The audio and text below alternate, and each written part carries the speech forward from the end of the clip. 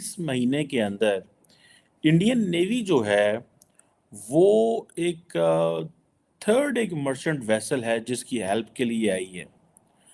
कहा जा रहा है कि इंडियन नेवी की एक आईएनएस, उसका नाम है आईएनएस विशाखापत्तनम, इसका नाम है शायद। और उसने एक एक जिसे कहते हैं ना गाइडेड मिसाइल डिस्ट्रॉयर था, जो कि एक मर्चेंट वेसल जिसका नाम एम वी मर्लिन लोंडा लोनाडा है, समथिंग लाइक दैट। उस पे हमला हुआ और उसकी जो डिस कॉल थी उस पर रिस्पॉन्ड किया। और ये होथीज ने इसको हमला किया है। और बेसिकली ये सारे का सारा जो एरिया है वो यूएस सेंट्रल कमांड में आता है। ये एरिया यूएस सेंट्रल कमांड में भी आता है और यूएस सेंट्रल कमांड ने भी इस पे बात की है, लेकिन रेस्क्यू करने इंडियन शिप्स जा रही हैं। और इसके अंदर ये जो एम वी मर्लिन जिस मर्चेंट शिप का नाम है, इसमें 22 इंडियंस थे और एक बांग्लादेशी भी था। और इसके ऊपर जब हमला हुआ है तो सुनने में आ रहा है कि जो इंडियन नेवी है उसने specialised nuclear biological and chemical defence teams जो हैं उनको किया है। इंडिया ऐसे क्यों कर रहा है, ये सवाल बनता है। वैसे तो अगर आप इंडियन नेवल चीफ ने रिसेंटली एक इंटरव्यू दिया था, तो वो इंडिया तो ये समय कहता है कि जी हम बड़े कमिटेड हैं सेफ गार्ड करने के लिए जो कम्युनिकेशन लेन्स हैं, सी लेन्स हैं।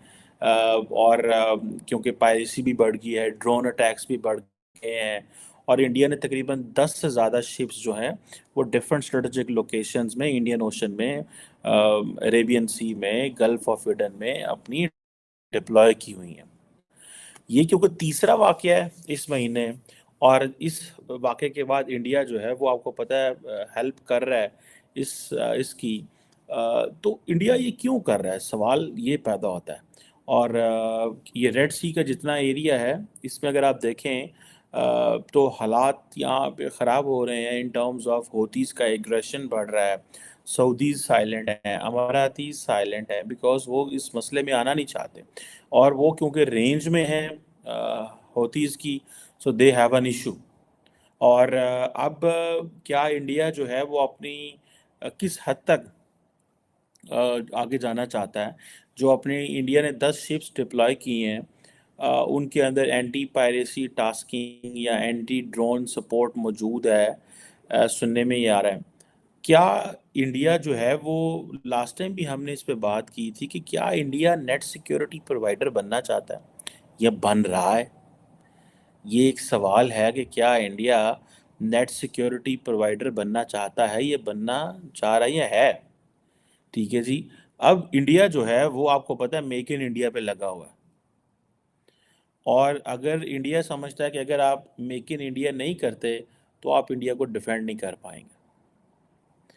क्वेश्चन एक सिंपल सा है, क्या इंडिया नेट सिक्योरिटी प्रोवाइडर बनने जा रहा है या बनना चाहता है, ये है सवाल। जिस रीजन में इंडिया है, ठीक है जी, ये जो इंडियन ओशन रीजन जो है, ऑब्वियसली ये कोई होमोजेनियस एरिया नहीं है। यहाँ पे डिफरेंट हिस्ट्रीज हैं यहाँ की अपनी, या डिफरेंट हिस्टोरिकल सिविलाइजेशनल लिंकेजेस हैं, डिफरेंट माशरे हैं, मज़ाहब अलहदा हैं, कल्चर अलहदा है, एथनिसिटीज़ अलहदा हैं।